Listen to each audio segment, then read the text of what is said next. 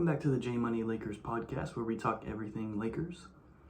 So last night, the Lakers did get blown out by the Phoenix Suns, 127-109. Because of the big three of the Phoenix Suns had 86 of their 127 points. For the Lakers, you just cannot win giving up 127 points. It's annoying watching this Lakers team constantly giving up over 120 points every game. And even when they do win, it's a close game when they give up over 120 points. So you can see here that LeBron James was only 3 for 11 from the field, 10 points. AD was only 4 for 11 from AD was 6 for 11 from the field, 13 points. You just can't win with your two stars only scoring 13 and 10 points. It's just not going to happen in this league. Especially when the big three of the Phoenix Suns was just on fire, like completely on fire. Bradley Beal was 8 for 10 from 3, 37 points.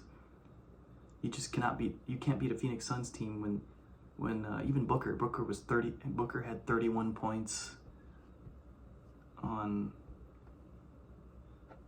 Booker had 31 points, shooting 11 for 22 from the field. He was 50% from the field himself. And Bradley Beal was 67% from the field, and 80% from 3. Even Kevin Durant had 18 points. There's no way that Kevin Durant should have more points than both Anthony Davis and LeBron James. That should never happen. You just cannot win in this. Like I just said, you just cannot win in this league like that. And it did hurt that Cam Reddish didn't play in the second half, because Bradley Beal and Devin Booker were just hunting Austin Reeves and Max Christie every time they would just want to switch every single possession, and then they would score on either Max Christie or Austin Reeves every single time. It was a free throw disparity though. Like, you cannot touch Devin Booker or Bradley Beal, especially on jump shots. Like, come on, man, you can't keep calling fouls on jump shots. Like, they're just shooting jump shots and falling, and then the ref calls a foul. Like, I don't understand that. But like I said, you cannot beat a Phoenix Suns team. They made 14 threes. 14 out of 39 threes. I mean, it wasn't that much of a difference in the threes, actually. The Lakers were 13 for 34 from 3. And the Suns were 14 for 39. It was just Bradley Beal's 8 threes that killed the Lakers. He was 80% from 3. He only missed 2 threes. Like, come on, man. Against the Clippers, he only had 20 points. But of course, against the Lakers, he has 37. I don't get it, why these stars do bad against other teams, but then once they play the Lakers, they play their A game. Like, they're just not missing. So, yeah, I like that Darvin Ham is starting Austin Reeves finally, though. And I really don't like him starting Cam Reddish still. Cam Reddish did have a good game against the Toronto Raptors, but then after that, he's probably not going to have a good game for like the next 3 or 4 games. I really think he should be starting D'Angelo Russell instead of Cam Reddish. It should be, in my opinion, the starting lineup should be D'Angelo, Reeves, Prince, LeBron, and AD. That would be a really good starting lineup, because D'Angelo can actually score. Cam Reddish only plays defense, and he can only score when he's on fire. So I don't understand why Darvin Ham just keeps starting this guy. I understand he's a good defender, but like, he just can't score. Which is why I think he brings Vanderbilt off the bench, is because Vanderbilt can't score. He only plays defense. But I don't understand Darvin Ham sometimes. I think, in my opinion, the Lakers do need another player during the trade deadline. They need to trade for someone bad. They need either a big guy or another star. For example, DeJounte Murray. I think DeJounte Murray averages like 24, 25 points per game on Atlanta. And he wants to be traded because he just doesn't work well with Trae Young. They play the same position. But the Hawks are asking for Austin Reeves in that deal, but I don't think I would give up Austin Reeves for DeJounte Murray. I would give up D'Angelo and Max Christie for him, but not Austin Reeves. Unless they give us like Bogdanovich or something in return. But I would not give up Austin Reeves unless it was for both Murray and Bogdanovich. which would be a good trade for the Lakers, actually, because Bogdanovich can shoot lights out. and Murray can just score and play defense. So I don't know what the Lakers are going to do during the trade deadline, but they need to do something bad. Like,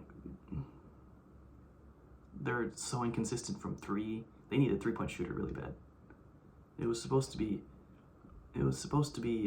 Cam Reddish. Cam Reddish was supposed to be a really good shooter, but he's just not been able to shoot lately, except for that one game against the Raptors the other night.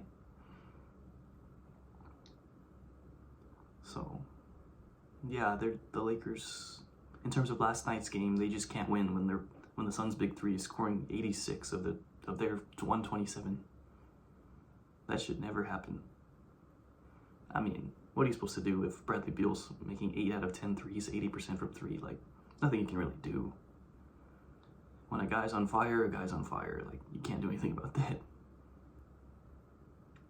And when Devin Booker's scoring 31 as well, you can't do anything about that. Kevin Durant, is scoring 18 points also. Like, this Phoenix Suns team is tough when they have all three stars scoring over 15 points. They're tough. Or 2 of the 3 stars scoring over 30. That's tough to beat a team like that.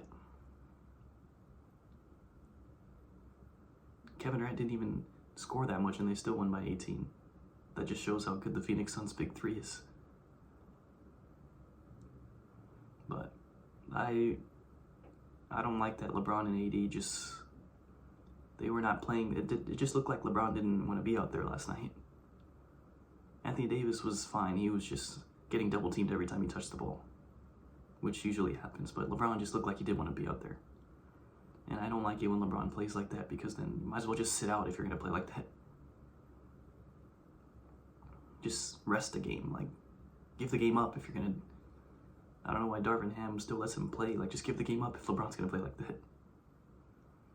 Like, I don't understand why LeBron will play games like this and then he continues to play in the game. Like, Darvin Ham continues to play him. It's just weird to me that you see that LeBron's off and you see that you're not going to come back from the lead. Take him out in the middle of the third quarter instead of at the end of the third quarter. Like, at the 6-minute mark, he should have taken LeBron out. He took him out at like the 4. He took him out at like the 4 or 3-minute mark, something like that.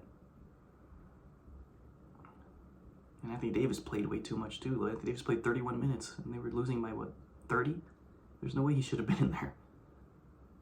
But it's good that they have a pretty easy schedule. These next couple games, like, I think they can beat Utah. They can beat Dallas, because Dallas possibly will be without Luka Doncic. But who knows? Kyrie might score 40, just like he did last night, but I doubt it. So we'll see.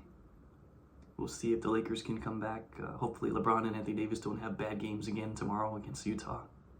Because if they do, they would probably lose to Utah if they both have bad games again, which I don't think will happen, because LeBron never has two bad games in a row. Same with AD. They both never have 2 bad games in a row. So hopefully they bounce back against Utah tomorrow and they get back into the win column these next few games, because after Utah tomorrow, they have a stretch of 3 or 4 home games in a row. They need to win all of those home games. They need to win tomorrow and then win all those home games, so that they could get above 500 again. 3 or 4 games above 500 is what I want. They'll be fine if they get 3-4 games above 500. Anyways, that'll do it for today's podcast. We'll see if like I said, we'll see if the Lakers can bounce back these next few games, get back into the win column. And I'll see you guys on Wednesday.